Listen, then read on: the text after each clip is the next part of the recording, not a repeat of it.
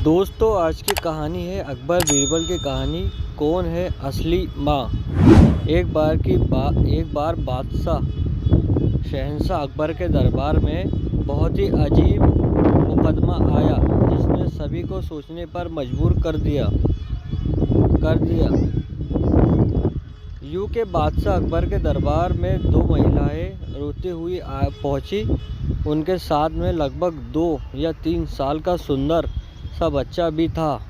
दोनों महिलाएं लगातार रो रही थी और साथ ही दावा कर रही थी कि बच्चा उनका है। अब समस्या ये थी कि दोनों शहर के बाहर रहती थी, जिस कारण उन्हें कोई नहीं जानता था। इसलिए ये बताना मुश्किल था कि उन्हें बच्चे की असली माँ कौन है। अब अकबर बादशाह के सामने मुसीबत आ गई।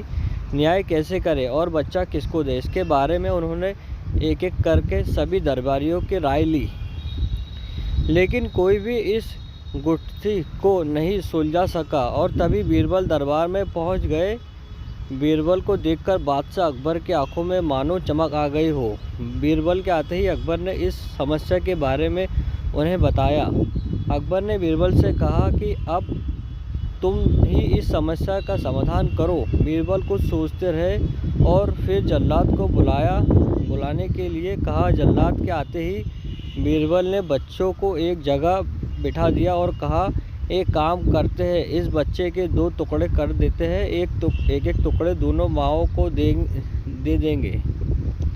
अगर दोनों महिलाओं में से किसी एक को ये बात मंजूर नहीं है तो जल्लाद उस महिला को 2 टुकड़े कर देगा।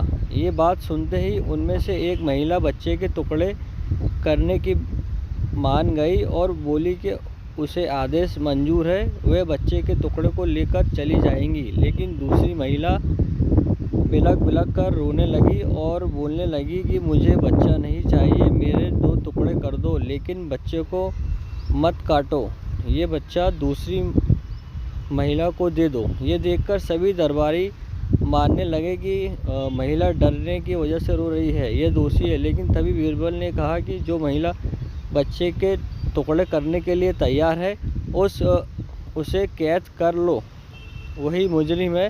इस बात को सुनकर वो महिला रोने लगी और माफ़ी मांगने लगी, लेकिन बादशाह अकबर ने उसे जेल में डलवा दिया। बाद में अकबर ने बीरबल से पूछा कि तुमको कैसे पता चला कि असली माँ कौन है।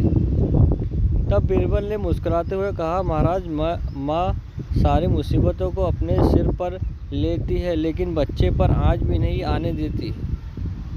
और यही हुआ। इससे पता चल गया कि असली माँ वह है जो खुद के टुकड़े करवाने के लिए तैयार है। लेकिन बच्चे ने नहीं। बीरबल की बात सुनकर बादशाह अकबर एक बार फिर बीरबल की बुद्धि के कायल हो गए। कहानी से सीख, हमें कभी भी किसी दूसरे की चीज़ पर अपना हक जताना नहीं चाहिए। साथ ही हमेशा सच्चाई की ही जीत होती है और समझदारी से काम लेने पर हर समस्या का हल निकल जाता है।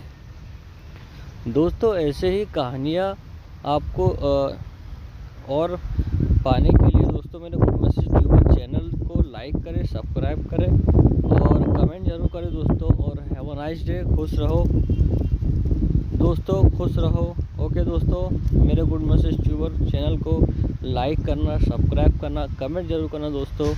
Okay, have a nice day. खुश रहो दोस्तों।